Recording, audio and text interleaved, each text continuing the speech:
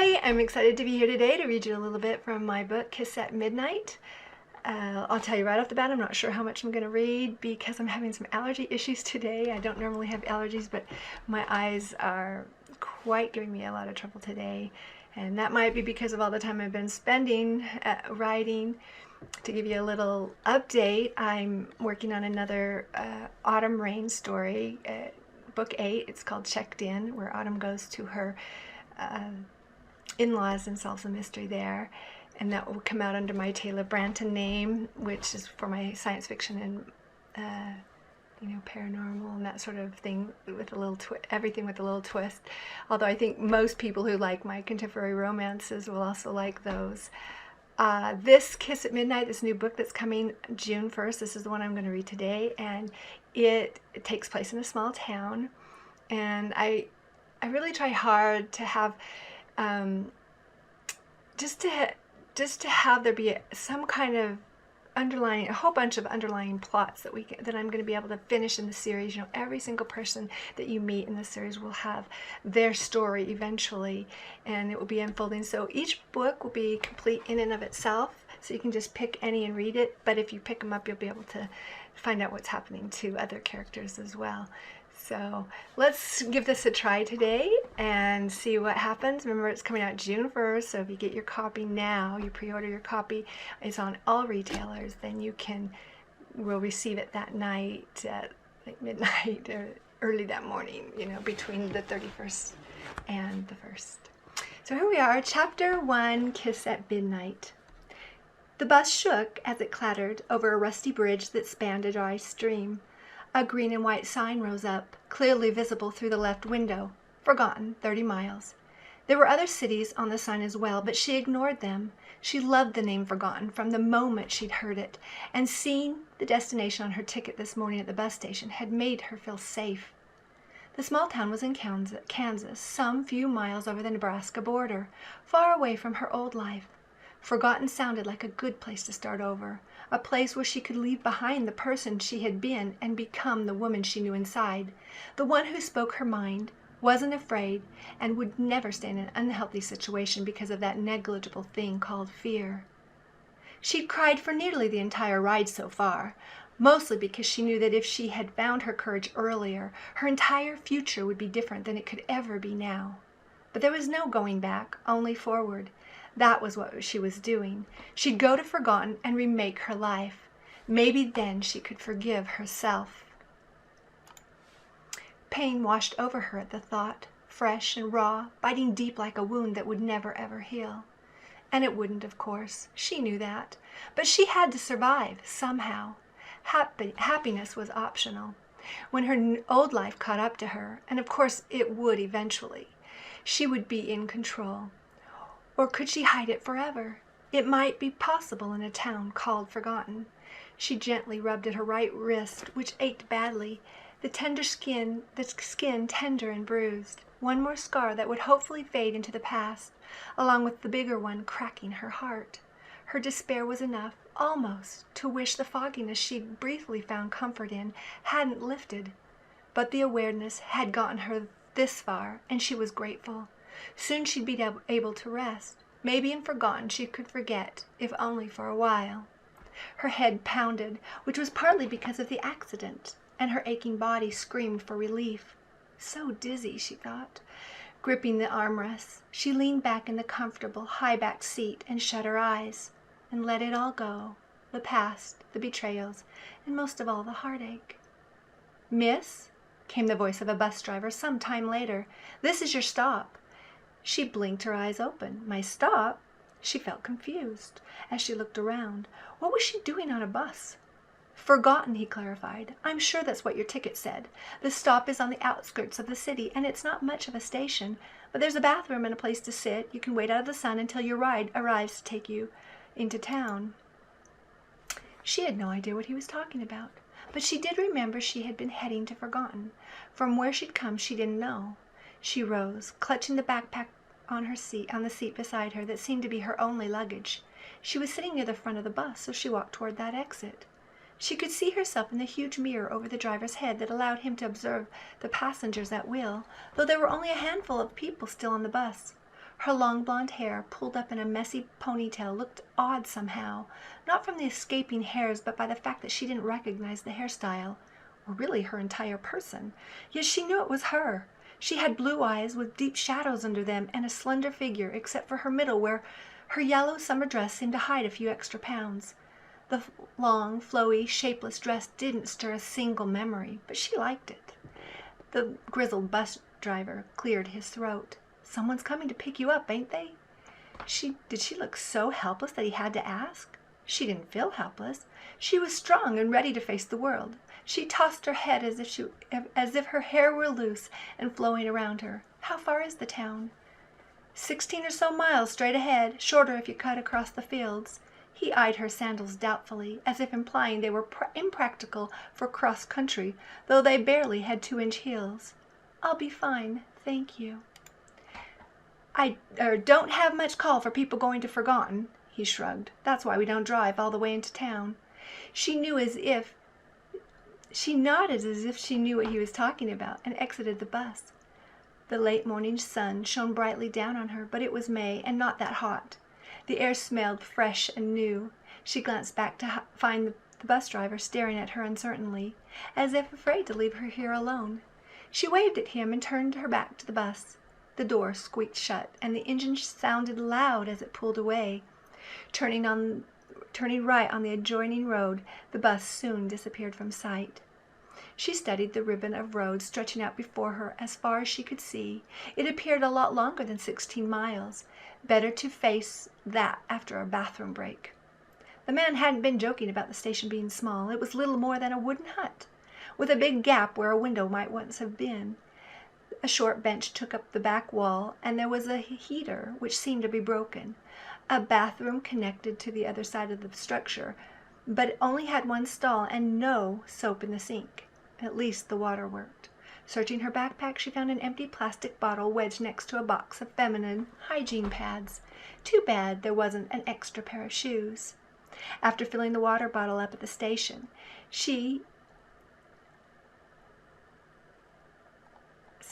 I lost my place. After filling the water bottle up at the bathroom sink, she started down the road. Okay, a sweet smell pierced her unconscious dream. She wanted to lie in the sweetness forever, her body cradle in warmth. But the clump of footsteps dragged her closer to unconsciousness. With that awareness came the sensation of itching, her arms and legs mostly, and an odd dryness caught at her throat. She moved slightly, and something sharp poked her back. "What are you doing here?" demanded a voice she didn't recognize. Definitely a man. She felt more than saw him bend over, sweeping off her covering. An unreasoning fear rose in her chest, threatening to choke her. She opened her eyes and saw the man's face above her, peering down curiously. The fear receded, as if belonging to another life. Above the man, bare rafters crisscrossed the ceiling. She appeared to be lying in a pile of hay. "Hay?" "It's okay." His voice was softer now, less demanding. He brushed more of the hay away and extended a hand to help her up. Ignoring the hand, she pushed herself to a seated position, away from the offensive object poking her in the back. A pitchfork, apparently. More hay streamed from her body. With a calculated move, she reached for the pitchfork under the hay. Aiming it at the man, she jabbed it once in his direction. "Back off," she warned, pleased to see him back up a couple steps. "What? Are you kidding?" he demanded, his face more puzzled than angry. "I'm not here to hurt you. I was offering you a hand." He had a nice face, with a clean-shaven, square jaw that spoke of strength, and brown eyes that didn't make her feel like running. He was lean and handsome, though, and this she didn't quite trust. "But I do need to know what you're doing here," he added. Here was in a barn or loft of sorts. Bright sunlight streamed through the slats at the far end of the loft that covered a large window, but still let in enough light to illuminate the area. Behind her rose a tall pile of hay, a veritable mountain of it, all in neatly stacked bales, except the mound that had made up her bed. A vague memory of tugging hay from the bales danced in the back of her mind. With the memory came an ache from her finger. She brought the hurt finger to her lips, sucking gently. Her lip was cracked, and the motion hurt more than soothed her finger, so she drew it away. The man's gaze didn't leave her face. "You're not from around here, are you? Did your car break down or something? Are you hurt?" He spoke as if talking to a frightened animal. She didn't know whether to applaud his efforts or feel offended. When she didn't answer, he asked, "Where are your shoes?" She looked down to see that she wore only a yellow summer dress. Her bare feet were swollen and itchy like her arms where the hay had rubbed against her skin. "They got wet," she said, her throat hurting from dryness as she spoke. They'd also been muddy and completely useless, but he didn't have to know about that. Trying to get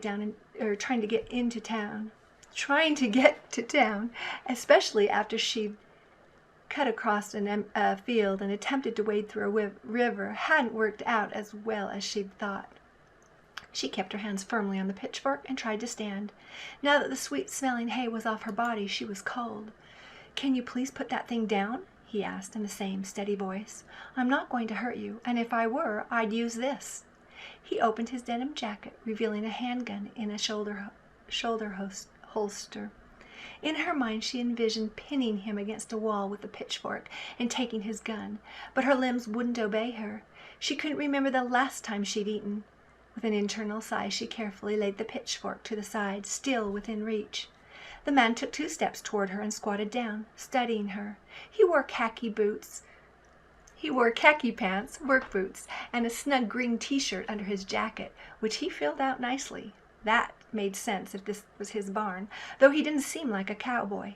His brown hair was short in the back and sides, but longer in front, looping over a bit messily to one side.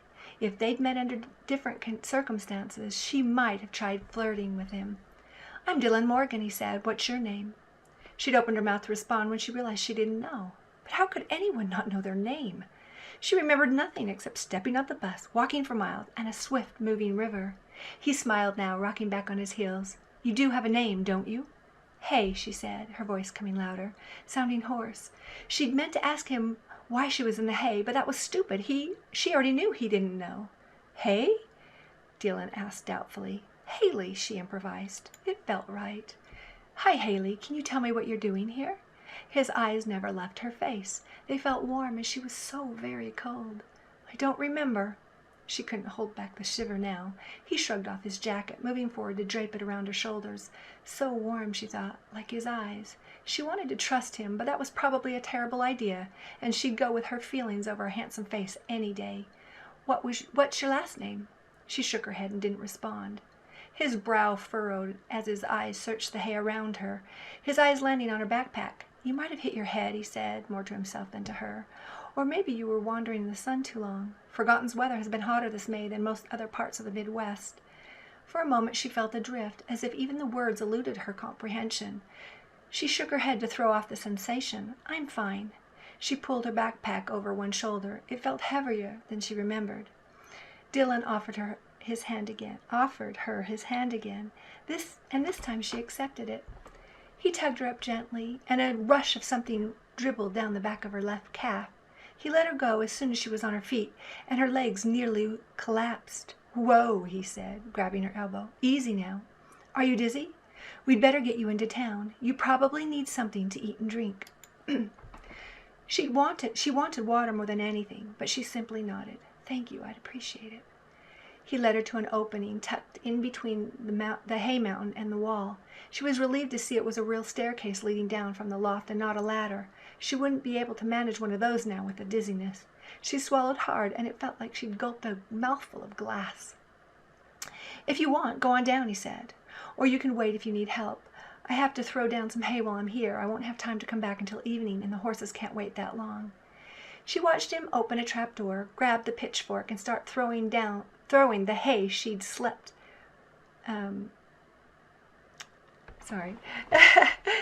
She watched him open a trapdoor, grab the pitchfork, and start throwing the hay she'd slept in through the opening. Taking an awkward step, she clung to the single banister near the wall. Something more dribbled down her leg. She was dizzy. Her cheeks felt hot, and her stomach ached. The backpack seemed to weigh 100 pounds. No way was she going to make it down those stairs by herself. What was wrong with her? She was sure she hadn't felt this way yesterday. Maybe. Dylan repeated the hay throwing twice more through other trapdoors. He didn't take long, but by the time he finished, her legs were threatening collapse. She wanted nothing more than to curl back up in the hay and return to her dream. Somehow he made it to her side before she toppled over. "I've got you," he murmured. as his strong arms went around her. She had no choice but to lean on him as he half dragged, half carried her down the stairs. Stalls made up the bulk of the lower portion of the barn, only 3 of which were currently occupied, and these held beautiful horses, whose coats shone as if they had recently been combed. One whinnied as she and Dylan moved over the concrete floor, but Dylan only called, "You're welcome, lady," and didn't pause. They did stop at the door of the barn, where, besides a short farmhouse situated across the large backyard, a whole lot of nothing met her gaze. She saw only acres of land, growing green stalks about a foot above the ground, and the ribbon of road winding through them. No wonder she had stopped here. In fact, if Dylan hadn't come along, she might not have found her way into town today. The sun wasn't directly overhead, but she could feel its warmth on her face. She didn't know if it was morning or afternoon, but guessed it was morning if he was feeding the animals. "It's only a little further." He motioned to a dark gray vehicle that seemed vaguely familiar. Not a truck, but an SUV. Instant terror rolled through her at the sight of the vehicle, but with nearly the same speed. The emotion was gone. She didn't know this vehicle. It wasn't after her. After her? The thought didn't make sense. Even so, she was relieved that no one was inside. "You're hurt," Dylan said, his gaze directed toward the ground near her foot, where a few drops of blood had pooled. She followed his gaze, and as he looked back into the barn where more blood spotted the concrete, that's when she remembered the stick from the river. "Oh yeah, it's a cut."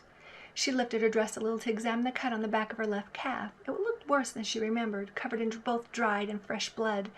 Blood caked on the back of her dress as well.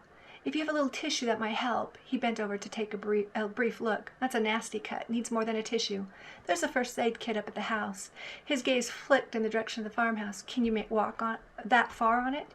She wanted to say no way, but if she did, he'd probably carry her, or take her in the car, where she'd leave even more blood. She let her dress fall back into place. "Sure."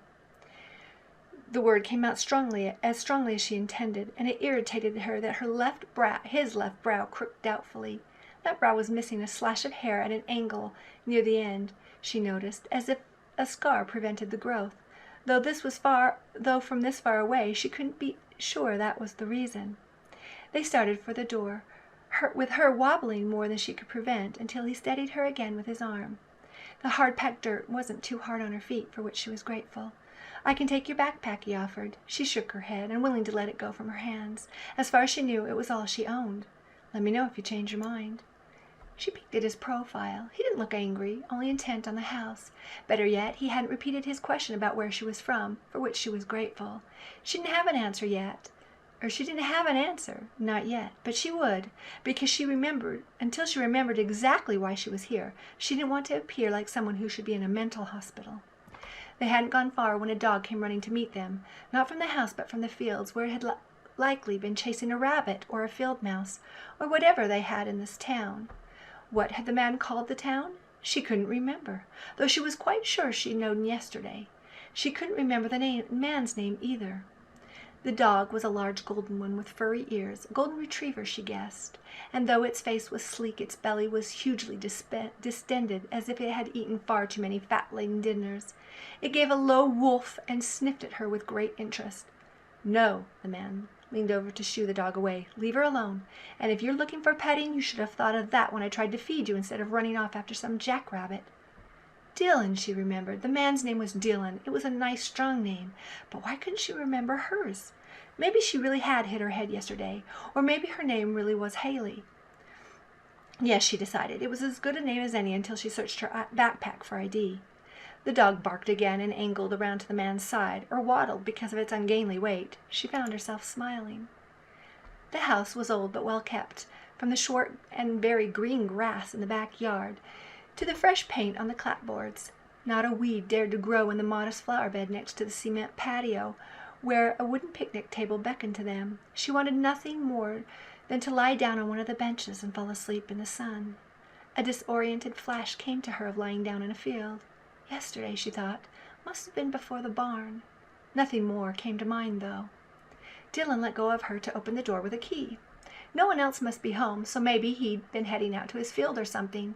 The dog, growing impatient, pushed past Dylan as the door opened and was waiting for them when they entered into a short hallway instead of the kitchen she'd been expecting. "Go get your food," Dylan told the dog, who remained standing near him, wagging its tail and staring up with eager eyes. Dylan sighed and moved onward.